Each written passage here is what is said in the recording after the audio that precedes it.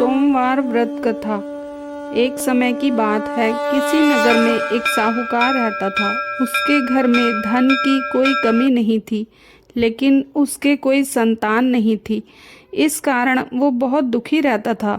संतान प्राप्ति के लिए हर सोमवार को व्रत रखता। पूरी श्रद्धा के साथ सोमवार को शिव जी के मंदिर जाकर भगवान शिव और पार्वती की पूजा करता। उसकी भक्ति से माँ पार्वती एक दिन प्रसन्न हो गई। उन्होंने भगवान शिव से उस साहूकार की मनोकामना पूरी करने का आग्रह किया। इस पर भगवान ने कहा कि हे पार्वती, इस संसार में हर प्राणी को उसके कर्मों का फल अवश्य मिलता है। जिसके भाग्य में जो लिखा हो वो उसे भोगना ही पड़ता है। लेकिन माँ पार्वती ने साहूकार की भक्ति का मान रखने के लिए भगवान शिव से एक बार फिर इच्छा जताई। शिव जी ने माता पार्वती के आग्रह पर साहूकार को पुत्र प्राप्ति का वरदान तो दिया, साथ ही ये भी कहा कि उसके बालक की आयु केवल 12 वर्ष की होगी। साहूकार माता पार्वती और भगवान शिव की बातचीत को सुन रहा था। उसे भगवान की इस बात से ना तो खुशी थी और ना ही दुख। वह हमेशा की तरह शिव जी की पूजा करता रहा। कुछ समय बीत जाने के बाद साहूकार के घर एक पुत्र का जन्म हुआ।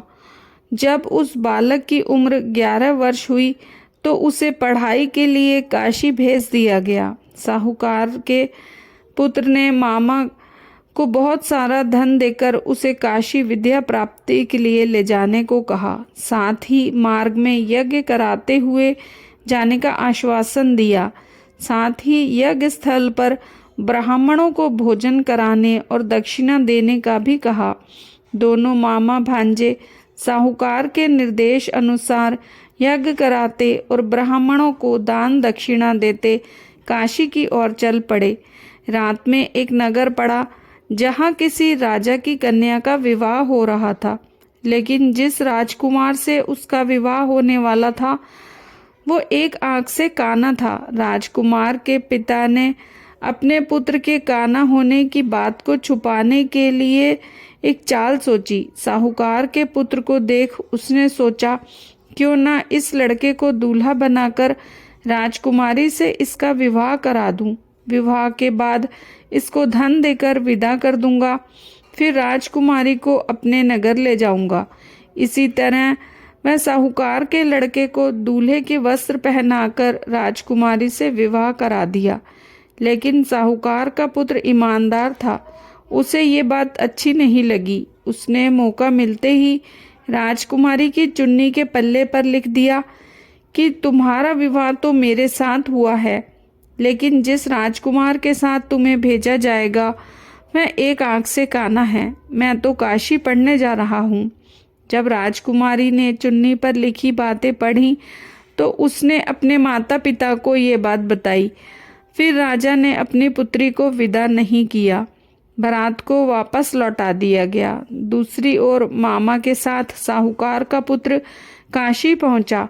वहां जाकर उन्होंने यज्ञ किया। जब लड़के की आयु 12 साल की हुई उसी दिन यज्ञ रखा गया। लड़के ने इस दौरान अपने मामा से कहा कि मेरी तबीयत कुछ ठीक नहीं लग रही है। मामा ने उसे अंदर जाकर सो जाने को कहा। शिवजी के वरदान के अनुसार कुछ ही देर में उस बालक के प्राण निकल गए। भांजे को मृत देख उसके मामा ने विलाप शुरू कर दिया। संयोगवश उसी समय शिवजी और माता पार्वती उधर से गुजर रहे थे। पार्वती ने भगवान से कहा, स्वामी, मुझे इसके रोने का स्वर सहन नहीं हो रहा। कृपया कर आप इस व्यक्ति के कष्ट को दूर करें। जब शिवजी उस मृत बालक के समीप गए तो बोले कि ये उसी साहूकार का पुत्र है जिसे मैंने 12 वर्ष की आयु का वरदान दिया था। अब इसकी आयु पूरी हो चुकी है।